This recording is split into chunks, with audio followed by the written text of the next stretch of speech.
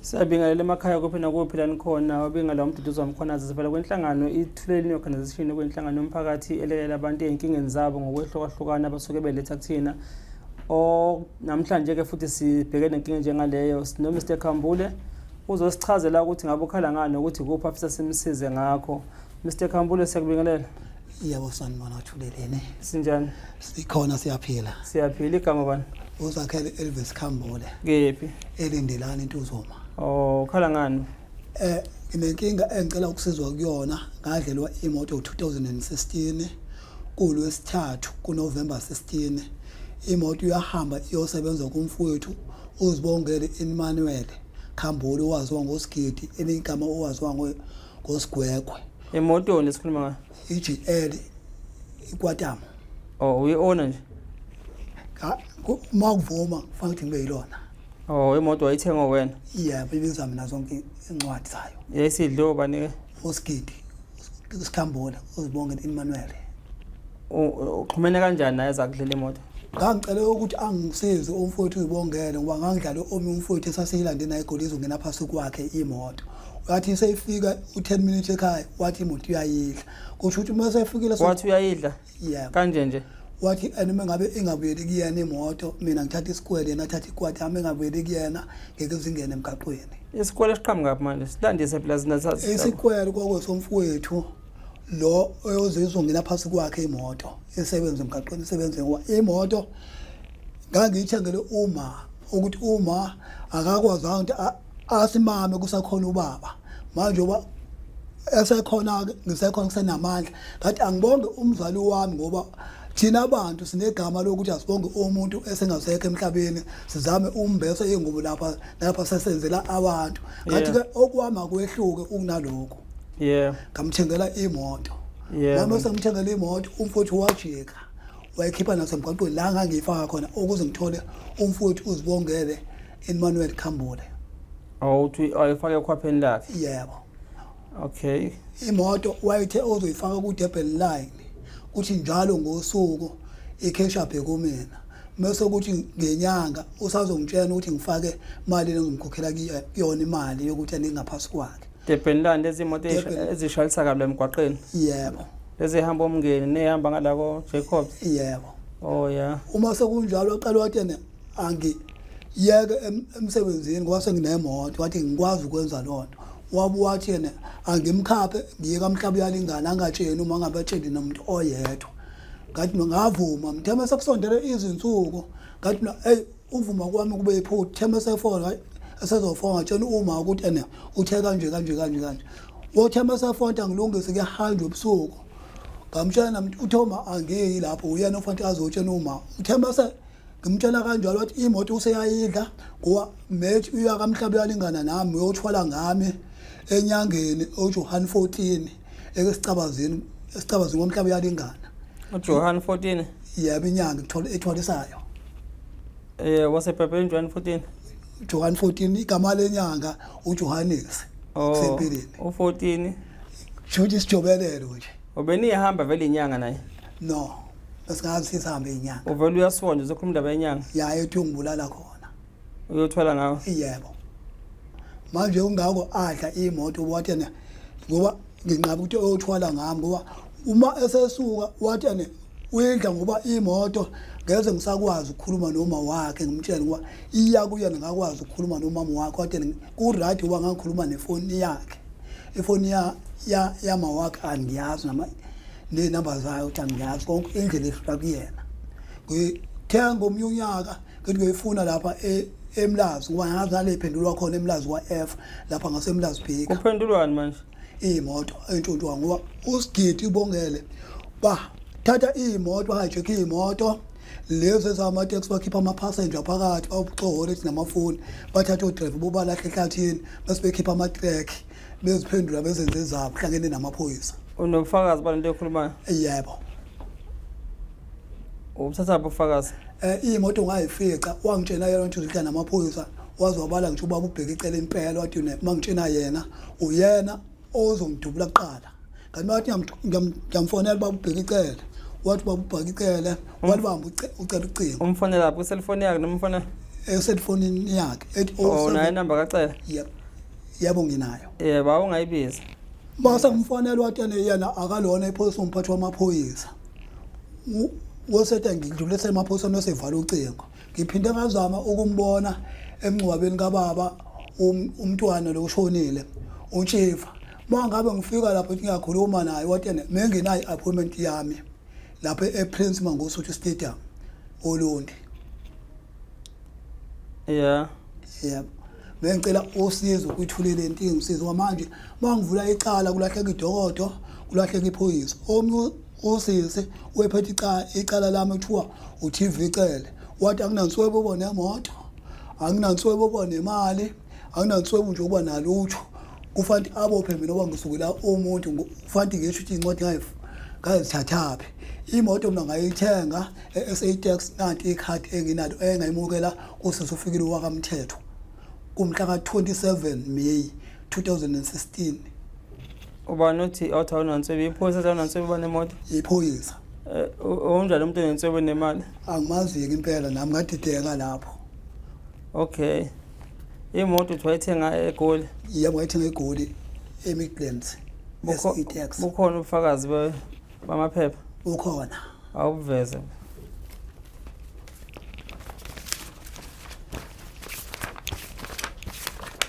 hayi ungatatazeli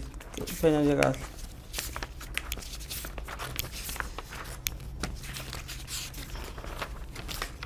nako uqathi imoto ibizwa mina asuke eGoli nane notebook yeah nane nama statement engangithathe kona imali ithenga yona le moto ikhadi la khona nanti okay imoto uthiyo ithenga 2016 yebo shothi so 2016 imoto ayikho esandleni sakho ayikho esandleni sami isabiza abantu mucabanga le moto isabiza wena imoto ngazi imbiza mina ngaziyo noma nawo sayiphendula uhlangene namanye amaphoyisa akuPoundeni noma isibiza yena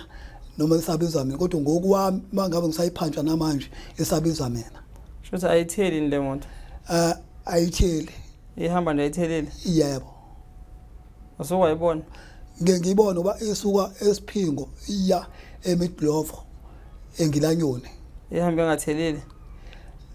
angaze ngisondele eduze kodeskhilayo ngoba phela manje ngisabela impilo yami uthumela amaphoyisa uma ethumela amaphoyisa liyakuyena ephoyisa libuya seleyinkinga uma lifika kuyena ephoyisa unika u15000 athi uzongibulala ukuze kusuleke icala imoto ibize yena mana ke mntaka baba mana yabona la sekukuningi osokuvezile nama accusation accuse abantu namagama abantu yabo yebo njengoba ngibuza ukuthi lezi zinto suyibalile ubufakazi bukhona yini ngempela obuphathekayo namanje futhi ukhuluma ngephoyisa uthi ufika linika u15000 usuku khona linika u15000 umuntu engabuza nje iphoyisa ku15000 lathi iphoyisa malibuya kuyena ngoba efuna ukudubula leThekwini mase efika kulona lathi mina anginika u25000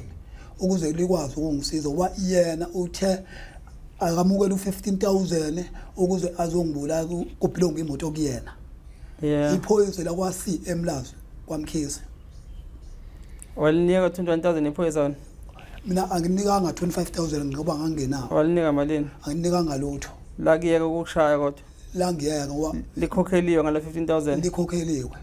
ngathi mina uma ngafika namanye amasosha sengifika khona eThekwini station amabili enganamvumo ukuthi ngiwashawude la kanti uma esengishayile angibulala amaphoyisa engibulalela into yami ngiyothi ngingcwatshwa namaphoyisa awu25000 abantu abayobe bedeploya impi emaphoyiseni bona amaphoyisa asoshaya igelungu zawo ngaveza certificate enganginaso elikhuzeli emasosheni ama-SPUs lawo enkatha nasi wawulapho ku-SPU yebo waqeqeshela ukudubula khona yebo uyadubula impela yebo okay mana-ke mntaba mana sibuyele la nje yabo silungise nami ukukhuluma kube right nasebantwini abalalele kunabantu asebabize ngamagama la yabo yebo namaphoyisa wabiza nomfowethu othi wakuphuca imoto wambiza ngegama yabo sekuvela amasosha futhi namanje yebo ibodi wona shuthi awuwamenshini ngamagama yabo uthi uvikela wona but laba abantu sebamenshile ngamagama amasosha wona ngangokuthi angisize uma engisiza awabaleke ebugebengwini wezongisizela lokho bonke la abantu laba abaleke ebugebengwini kwathi mangabe ngithende ngiyamfonela nobheka icela washo njengoba ngishilo nje ngubo wephethe ibhamu ezintathu ebeke ngesayidini esithathu ubani yena umfundi wadla imoto ethi ngandi imoto Mlazi ephendulwa khona yena ephethe ibhamu yebo uzibongela wathi izophelela kumina ekhanda zonke ebeke la phakathi kwale phezulu engine maqondana nesibuko ngoba uyaxhumana naye umfowethu lo akukho mhlambe engabe nithola indawo mhlawumbe ukuthi inikhulume lento kunokuthi mhlambe nezenishawudane kanje akukho ngoba imoto kuba ngangithengele noma into ebuhlungu noma usezohamba emhlabeni siloko silala lapha nalapha ithumele igebengu njengoba usezowashona nje imoto engangithengeleni engakazi adle ngisho even 1 cent imoto sayikhokhela imoto ngehluleka ukuyikhokhela ngangithi izozikhokhela yona naku seyidla kahle angisakwazi ukuyikhokhela bathini abaleni bemoto egarage bake bafika egarage ngabatshela ukuthi imoto yadliwe Mlazi bathi besaba ukungena eMlazi bavele bacwele bayeka nale moto yabo yebo nemali bangaqhubeka futhi badonse kwena kumanje ngibhekilestilwa yona imoto angikwazi ukuthengela ngani zami ingane zami zidla amathi ezinye ingane zabanye abafana okay mntaba uswenze ama-allegation amakhulu la ngithi yabo abantu amagama abantu nobugebengu obenzakalayo mention bona abantu but ukuverify nathi isource oqhamuka nayo yabo ukuthi sizohlehla nathi siyobheka qala egarage ukuthi ngempela imoto iyathengwa yes uyaveza la yabo but amakhophi lawo anti original waphethe sibheke egarage sibheke ukuthi imoto imayikhona ngempela iyaphuma ubani current ownership njengamanje therefore ukuthi mhlambe ke usukungayeka phambili ukuthi le moto yakhe ifunakala ngoba ithi kuyathusa ukuthi igarage lingafika likhipha imoto ngegama lakho kwi-agreement oyisayinile wena ukuthi uzokhokha ngenyanga bese ungabusakhokha wena lingayilandi imoto igarage bese lithi liyasaba ukuya eMlazi ukulanda imoto emawuthweni yabo phinde futhi likushiye nawe igarage yabo lingakubophi angazi ngithi abangaze ngithenga imoto South Africa angaze ngithenga imoto egarage angisebenza nginamali party ngithuswa lokho ngihlale ngikhwela abantu bethi abansisengirepose imoto zabo sivinje emgwaqeni thathwe ngama breakdown uyangasakhokhile umuntu party kule ubafu uthi lathi igarage liyasaba ungena eMlazi impela basho kanjalo bathi bayasaba ungena eMlazi gcwele igebengu kakhulu bawayeka ngishutshela amaphoyisa kungcono amaphoyisa akakwazakanga ukutshela ngoba zafika kuwona wathi angaze akwazi ukungena lonto kuba nomfowethu lo ethatha imoto wathi uhlangene namaphoyisa untshontsha nawe kwaZulu Natal wathi lokho akakufiki wathi njoba amaphoyisa ushift eshaya 63 ekusho ukuthi uday shift entathu inathi shift entathu ne-off entathu wathi unephoyisa e-police station ikwaZulu Natal yonke yebo usho ukuthi phela inkalakathe esigebengu le yabo igebengu impela kulapha eMlazi ilokhuzo kuphendulwa khona imoto ibhalwe ngosibane eMlazi kodwa umnini umangqengqeza ikwelekwele akusibuza legama ngelokhuze manje uxoliselana ubiza igama wazi ukuthi igama eliyinhlambe liyisici lile ngithi yabo ubuya lazi manje wasuthi uyaxolisa pho izayizayi nalokho futhi umuntu wangaphandle manje ukephi ngaphandle South Africa ilungile uqhubeka siyaxoxa South Africa akuvumeleki lokho akushoyo angithi yabo asicwasi la kathuleleni asicwasa South Africa bonke abantu bama-Africans baba futhi bawodade bethu ngiyaqoqa manje kulapho kose ebiza ngegama lakho usibane ebe ungeyona yakhe phane Peters manje sengifika lapha ngaphakathi ngathi mangibona mina kwashintshwa khona imoto eMlazi kwaSibani kwakukhona imoto zaselindelani khona ezakudepel line khona ezaku Chesterville kukhona eza umngeni to Durban ezayifakwe ngaphakathi ku forum lo ifuna ukudubulela khona wakuyekela lokudubula ngazi ukuthi enhlanhla uthi angangidubula ngazi ungekeleni so nakaze gaba wona bakudubula nabantu abathunya ngo 15000 bazokudubula futhi bangakudubula nalayo usuku forum uyakuyeka futhi ufuna ukudubula uyakuyeka kusho ukuthi inhlanhla walapha eMlazi iyashintshwa nje amakhelwane impela lapho ko F ngaseMlazi bheka uya eMlazi khona kuyena ngiyasaba kuyeMlazi cha sengisho ukuthi ubuyaya naku ukuthi wakuyeka ku forum ukudubula ubuyaya eMlazi kangiya eMlazi ngifuna ukulanda imoto naku sethi ene uyayidla imoto ngoba naku inhlavu zophelela ekhanda veze ibhamu ezo3 kwaphela kanjalo umuntu ngivula icala kwaloko kwenzeka ukulahleka kwephoyisa uma ngivula icala kulahleka iphoyisa kulahleka idodo lephoyisa uma ngivule kulona icala angiphinde ngilibone nedodo angiphinde ngilithole lishona phi iphoyisa iphoyisa ngazi noma lishintshe ipolice station noma lisebenza nathi shift one way ngoba idokodo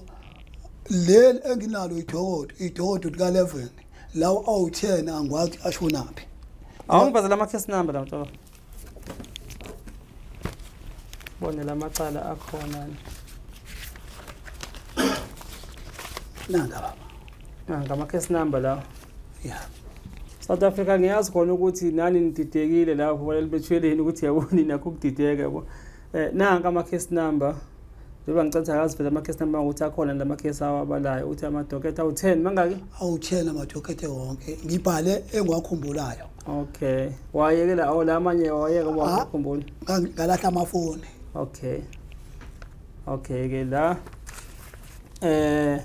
zakhele khambule case zibongele sigidi khambule okay number ucinga ngimention eyokuqala awu5 lama case la eyokuqala SAPS Surgeon VT icele Durban Central Station case number yakhona 8924/7/2020 case yokuqala le yeah usho ukuthi wayivula ngempela yeah mangayiwe central lapha ingafika ivela yeah okay ne unit contact details eyesibili SAPS Ntuzuma reference number case number 924/7/2020 icase yesibili le yeah mana ke mtaka baba mana contact detail no hlala nje khuleka yeah bafethu ngicela niyangiza nani lapho nima ngifunde la icase yokuqala le evule Durban Central engathi uyiphetho Sergeant Cele icase number yakhona ithi 294/7/2020 bese ngaphansi kuvela SAPS Ntuzuma i-reference number case number yakhona ithi futhi 924/7/2020 data same case eyodwa le yeah same from case Central to Ntuzuma yebo babhala icala eNtuzuma transfer ngale Durban station okay eyesibili case ivule futhi eNtuzuma icase number yakhona 197/7/2020 yesithathu le yeah eka 4 ithi Durban station 10/22/2019 eka 4 le yeah ephethe detective Nzama but yesifaka futhi noMlazi manje la but angazi uGG bese iphinde futhi eyogcina eka 5 ise GG station commissioner uMrs Ntuli but icase number ayikho ke khona nje ayikho case number khona angikwazanga ukuyithola okay kumuntu olalele nakuthina lama case akhona avuliwe yebo ngawavula so wangasizakala ngisho kuyena umhlonishwa uphethe amaphoyisa angisizakalanga impela uwaphethe lama case number ngangiwaphethe impela ngimbona eOlundi wanqaba ukusiza wanqaba wathi uba neappointment ukukhuluma nomuntu ngikhuluma nama-bodyguard akhe uphethe amaphoyisa uthi ne-appointment makhuluma nomuntu washo njalo impela wathi akangibanga naye appointment ukukhuluma nami uba fanele abe ne-appointment uma ngimbona emngcwabeni kababa uNtshiva ukhomanda wethu ubaba uShenke ukhomanda uShenke Shenke umntwana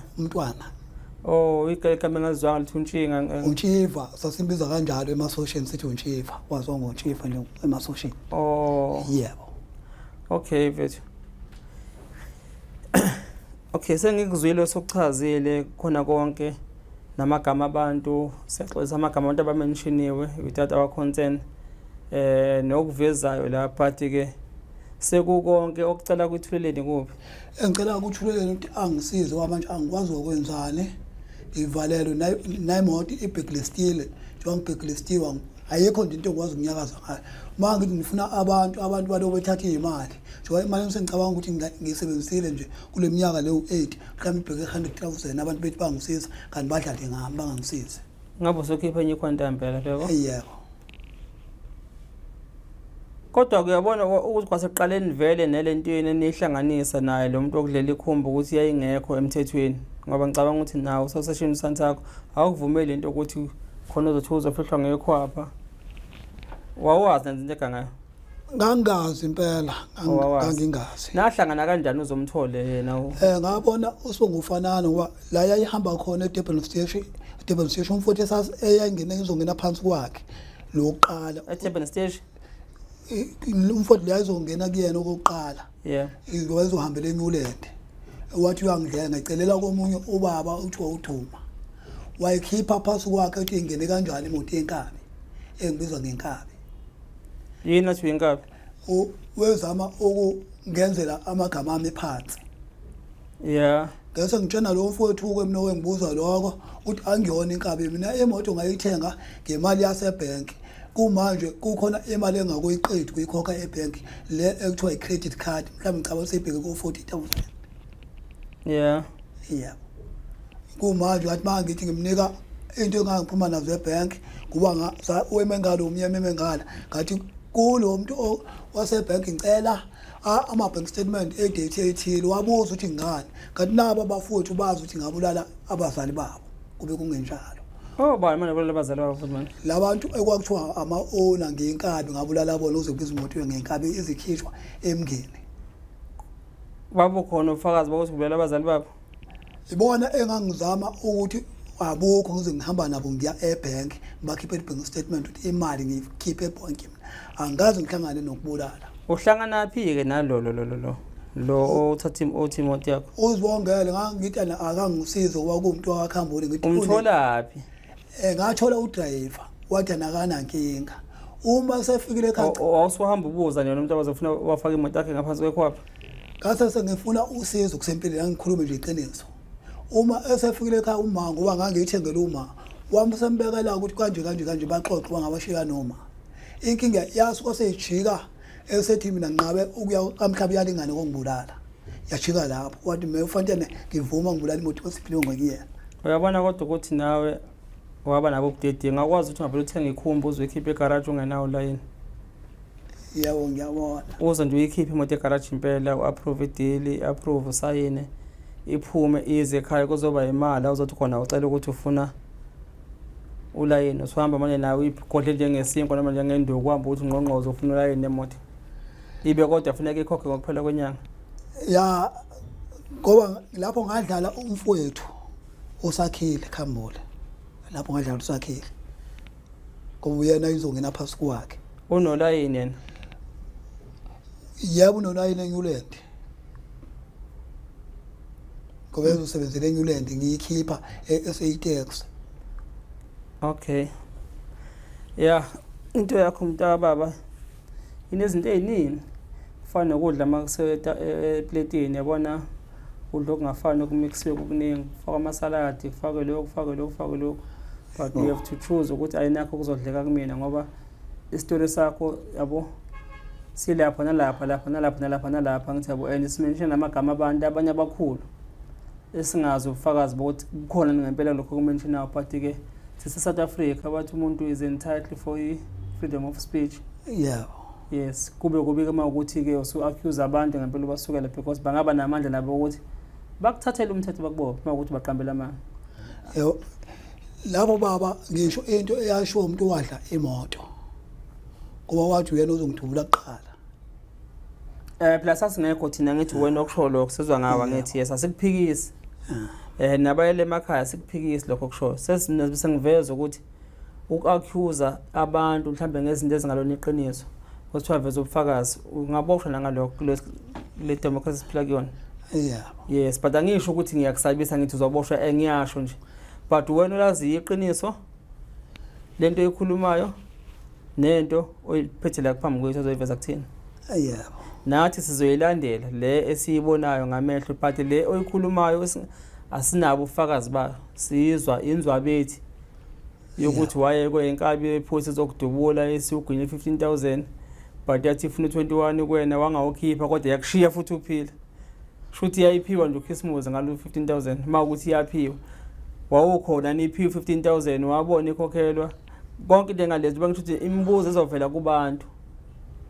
yes yabo Yeah. bathi ke sizobheka njengoba ikhona ama-case number nje sizoke nathi sisondele ngakanaphosa siqala sicheckele ama-case number ukuthi athini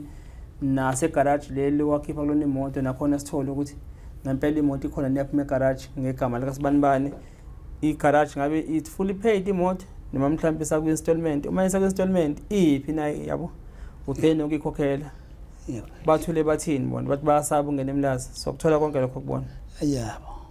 sizozama kanjani mntababa Yebo. Ngiyajabula ukusizakala kathuleni ngabonga kakhulu mhlawumbe nomzimba ungabuye wakumanje angazi ukwenze njani manje umsebenzi inothiwa yimvula ngangithi ngizama impilo ngithi ngizama ukuthi noma adle aphile kanti angazi noma ukuthi ngiyambulala kwawuzama ngendlela e-wrong kodwa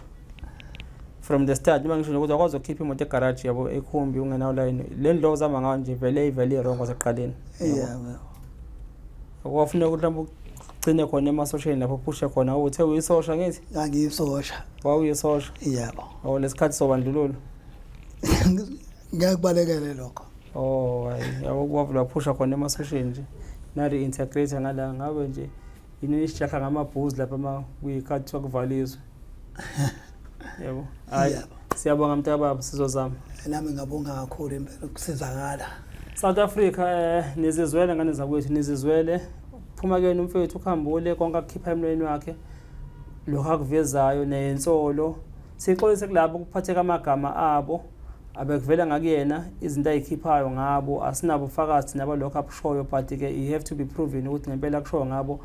kungabe kuyiqiniso yini nalabo kakhulume ngabo banelungelo nabo lokuthi babefuna ukuyiphendulela nathi asinankinga kathuleni sivule iminyango ngoba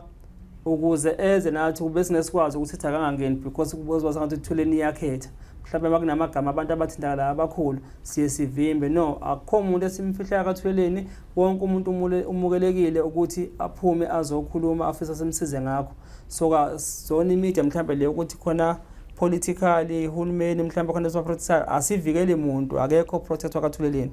so ke bekuyilokho mfethu nakuthi asimnike iplatform angabe sethe uze kathuleleni ngoba ukuba simnika ngakusasa bezohambe sethi hayi ithuleleni yakhetha ivikele losibanibani ivikele losibanibani yilokho ndiyakane zakwethu siyanithanda nisale kahle emakhaya siyabonga